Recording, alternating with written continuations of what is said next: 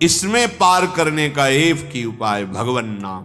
देखो बात आई, सार बात भगवन नाम। जितना नाम जप करोगे उतने ही दुख से ऊपर उठते जाओगे। मान लो, विश्वास मान लो। एक ऐसी आनंद दशा होती है हृदय की। देखो एक बार हमको किसी ने बताया था कि एक कोई गैस होती है, वो अगर खुल जाए तो लोग हंसते ही रहते हैं। ओ है, हाँ, जो हम तो कह नहीं पाए कि फ्लैपिंग क्या ऐसे गैस है, लाफिंग, हमने समझा फ्लैपिंग वो हंसी वाली। एक गैस में इतनी ताकत है कि कोई कितना भी डिप्रेशन में वो हंसता ही रहेगा। गैस में, भगवान के नाम में इतनी ताकत नहीं कि हर दुख मिटा के तुम्हें आनंद में रख। सोचो, प्रकृति की एक गैस है, प्रकृति की एक औषधि है जो बेहोश करके अंग काट दे तो भी पता ना चले। भगवान के नाम में धन्वंतरी जी ने कहा, सब औषधियों का शोध करने पर पता चला भगवान नाम में जितनी रोग निवारण, दुख निवृत्ति, शोक निवृत्ति सामर्थ्य उतनी किसी औषधि में नहीं। धन्वंतरी जी के वचन। जामवंत जी कह रहे हैं, ये तो बाहरी समुद्र पर पुल आपके प्रताप से बनी जाएगा, पर भव समुद्र से पार होने का एकमात्र उपाय है भगवन नाम। अपनी जिह्वा से निरंतर हम जैसे भी हैं अपने प्रभु के हैं। ये भाव बहुत मंगलमय है। हमारे प्रभु को ऐसा हो तभी स्वीकार होगा, ऐसा नहीं है। कैसा भी हो, कोई भी हो, बस शरण में हो जाए और नाम जप करने लगे। खुद आप देख लेना, अगर बात आपको समझ में आ जाए तो ये जो श्रीमद् चतुराशी जी है, इसके जो पद हैं, पहली बात तो तुम्हारा कोई भाव न बने, कोई श्रद्धा न बने, और अगर एक बार 84 जी का पाठ 24 घंटे में कर लेते हैं, 45 मिनट लगेंगे रफ्तार से करने, थोड़ा आराम से गाएंगे तो 1 घंटा, और अपने लोग जैसे मस्ती से गाते हुए परिक्रमा लगाते तो 1.25 घंटे में पूरा से आराम। एक 84 जी का पाठ करने वाला कभी 84 लाख योनियों में नहीं जा सकता। ये उन महापुरुषों के वचन हैं जिनके अधीन प्रियालाल है। छुट्टी 84 भ्रमंते निर्खय जुगल किशोर। कम से कम 84 लाख योनियों के दुख से तो आप मुक्त होना चाहते, नहीं प्रिया प्रीतम को देखना चाहते, नहीं सेवा चाहते, तो दुख से तो निकलना चाहते। वाणी जी अमोघ है, गुरु कृपा से ही बात समझ में आती है। अगर चतुराशी जी के किसी भी पद को आप कंठस्थ कर ले, कोई एक पद, और उसी को 100 बार 200 बार अंदर अंदर गुनगुनाइए, फिर आप देखिए कैसे आपका हृदय निर्मल होता है, कितनी जल्दी आपके अंदर भागवतिक सद्गुण आते हैं। आप कीजिए, घंटों चलते हुए प्रपंच की वार्ता कर लेंगे, पद नहीं गुनगुनाएंगे। व्यर्थ में बैठे मन कल्पना में घूम रहा है, उसको डांट करके नाम में नहीं लगाएंगे।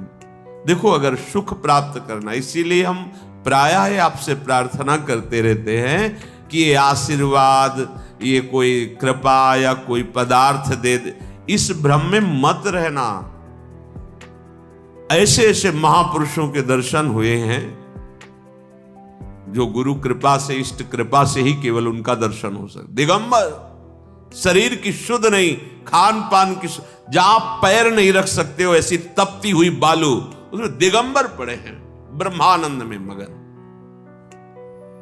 आप जब तक अपने आप को सतमार्ग में नहीं लाएंगे, भजन में नहीं लाएंगे, असत मार्ग को त्यागेंगे, कोई सुखी नहीं कर सकता, कोई सुखी नहीं कर सकता। ये बात अंदर बैठा लो। कौन काहू के सुख दुख कर दाता, निज कृत कर्म भोग सुन भ्राता। इसलिए शरीरम से वृंदावन भुवि सदा स्थापे, मनः सदा पार्श्वे वृंदावन रसिकयोर न्यस्य भजने। आहा, जो युगल सरकार के भजन में रसिक जन डूबे हुए हैं, मन उनकी आज्ञा में दे दीजिए। अर्थात जैसा वो उपदेश करते वैसे ही मन को चलाइए, तो न्यस्य भजने, वो भजन में समर्पित हो जाएगा। वचस्तत् केली नाम नवरत गाने रमय तत्, वाणी से उनकी केली रस का गान, बड़ा सुख मिलता है श्यामा श्याम को।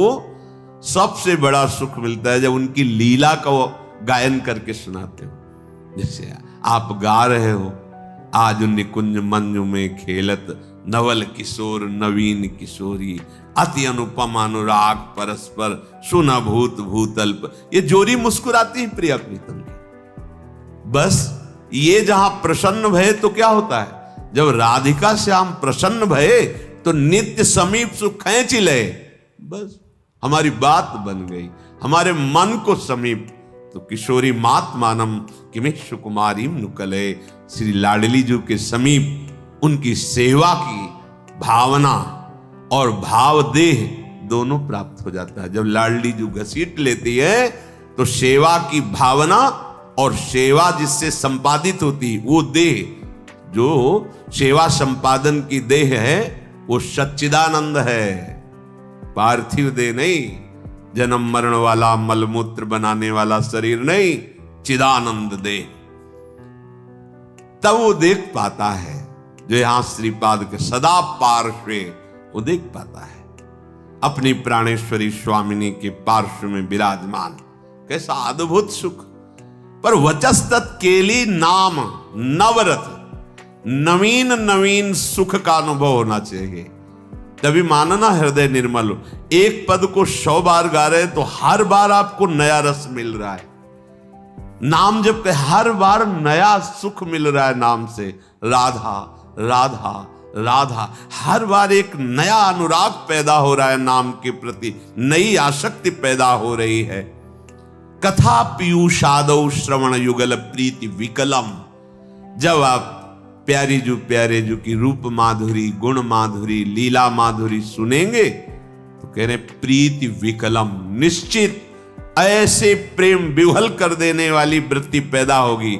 ये काम क्रोध लोभ मोह मद मत्सर, ये राग द्वेष मान अपमान दुख सुख, ये छू ही नहीं जाएगा। आप इतनी ऊंचाई पर होंगे आपके हृदय की भूमिका कि आपका स्पर्श नहीं कर सकते हैं।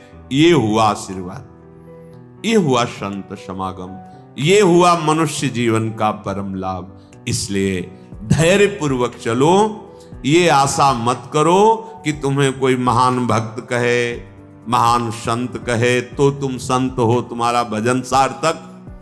कोई तुम्हें पाखंडी कह दे, गाली दे दे, निंदा कर दे, तो भजन का हमें कोई फल ही नहीं मिला, क्योंकि लोग गालियां दे रहे। देखो हमें भजन का फल मिला क्योंकि लोग प्रणाम। ये माया का आखिरी अस्त्र है। कंचन कामिनी कीर्ति, सब रूपों में भगवान इतने रूपों में आके हमें दर्शन दे रहे, दुलार कर रहे, हमें उनके चरणों में प्रणाम करना। मेरे प्रभु इतने रूप धारण करके प्यार कर रहे, भावना अपनी कहीं अहम जनित ना हो जाए कि मैं साधक हूं, मैं भजनानंदी महात्मा हूं, मुझे लोग नमस्कार करते प्रणाम करते, फिर मार्ग आगे का रुक जाएगा। इसलिए कह रहे निरपेक्षः, समस्त निरपेक्षः, एव नमस्कार प्रणाम, नाना प्रकार की प्रशंसा या कोई आश्चर्यजनक सिद्धियां तुम्हारे अंदर आ रही, सबसे निरपेक्ष रहो, इनका प्रयोग मत करना। तभी तुम श्री जी की सेवा का अधिकार, जो सच्चिदानंदमय जीवन है, वो तुम्हें प्राप्त हो जाएगा। सहज में आनंद की वर्षा करने वाली। अब ये सहज शब्द से हमारा परिचय नहीं तो लगता है बिना क्रियाओं से क्या हो जाएगा। जैसे कोई कहता है कि क्रियाओं से क्या हो जाएगा, हमने विचार करके देखा है, सत क्रियाओं से बुद्धि पवित्र होती है, असत क्रियाओं से बुद्धि गंदी होती है। गंदी बुद्धि का गंदा निश्चय होता है, पवित्र बुद्धि का दिव्य निश्चय होता है। बस इतना हुआ क्रियाओं से। और बुद्धि का जब परमात्म स्वरूप में निश्चय होता है तो बुद्धि बुद्धि नहीं रह जाती, वो कृष्णाकार हो जाती, भगवदाकार हो जाती। यहीं से परमानंद की अनुभूति प्रारंभ होती है। जो क्रियाओं से बुद्धि को पवित्रता मिलती है, वो साधु समागम से एक क्षण में मिल जाती है। विश्वसनीय श्रद्धावान एक क्षण में अपनी बुद्धि को उतना पावन कर लेता है जो बहुत वर्षों तक तीर्थ और सत्क्रियाएं की जाएं तब बुद्धि पवित्र होती। वो साधु समागम से एक क्षण। इसीलिए व्रतानि यज्ञ छंदांसि तीर्थानि यमा यमा यथा वरुंधेत सत्संगा सर्वसंगोपहो हिमाम। सत्संग के बराबर किसी को नहीं रखा गया। व्रत नियम तीर्थयाटन वेदों का स्वाध्याय दान पुण्य ये सब एक तरफ और साधु समागम एक तरफ। एक क्षण में बुद्धि को इतना पावन कर दे कि वो प्रभु प्यारे लगने लगे, अपने दोष अपने को चुभने लगे, असहनीय हो जाए। ये साधु समागम का ये आशीर्वाद है, ये कृपा है, ये फल है। मांगने की जरूरत नहीं है। आप श्रद्धा विश्वास पूर्वक साधु समागम करें तो ये आपके अंदर आने लगेगा। ये जो हमारे अंदर क्षोभ पैदा होता है किसी भी विषय से, ये अज्ञान से होता है, ये किसी के आशीर्वाद से नहीं मिटेगा। बड़ा आश्चर्य लगता है कि समझते नहीं।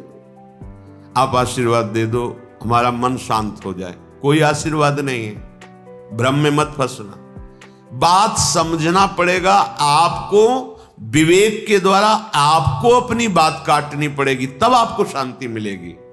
तात्कालिक शांति, जैसे कोई बहुत थका हुआ पथिक आया, वातानुकूलित कक्ष में बैठ गया तो उसको तात्कालिक शांति मिलती, लेकिन स्थायी नहीं। ऐसे ही आप संसार से भटकते हुए जले हुए अशांत आए, संत महात्माओं के दर्शन की सभा में बैठे, आपको एक शांति मिली। स्थायी नहीं है ये। स्थायी तब होगी जब उनकी बात मानकर आप अपनी बुद्धि को उस मार्ग में चलाएंगे। ये प्रभाव तात्कालिक है। आपको ये जो आनंद की अनुभूति, एक शांति, एक विशेषता, ये प्रभाव है यहां। लेकिन ये प्रभाव स्थायी बना रहे असंभव, क्योंकि त्रिगुणों का चक्र चलता रहता है। सतोगुण रजोगुण तमोगुण ये हृदय में चलता रहता है। जब तक आप उपासना के द्वारा त्रिगुणातीत नहीं हो जाते तब तक ये प्रभाव स्थायी मत मानना। आंसू आ सकते हैं, रोमांच हो सकता है, तो प्रेम लक्षणा भक्ति थोड़ी हो सकती है। वो तात्कालिक सतोगुण का प्रभाव है आपके अंदर। ऐसे वायुमंडल में बैठे हैं कि आपको भागवतिक आनंद की अनुभूति होगी। इसे स्थायी बनाना है तो जो उपदेश है उनको जीवन में धारण करना है। वो आचरण, भगवत स्मरण, भगवत सेवा, भगवत चरणारविंद का आश्रय, ये आपको त्रिगुणातीत करेगा। जब आप त्रिगुणातीत होंगे, किसी गुण का प्रभाव नहीं पड़ेगा, तब एक रस स्थिति आएगी। फिर ये प्रभाव आप विषयी पुरुषों के बीच में बैठ करके भी स्वाद लेंगे इसी आनंद का।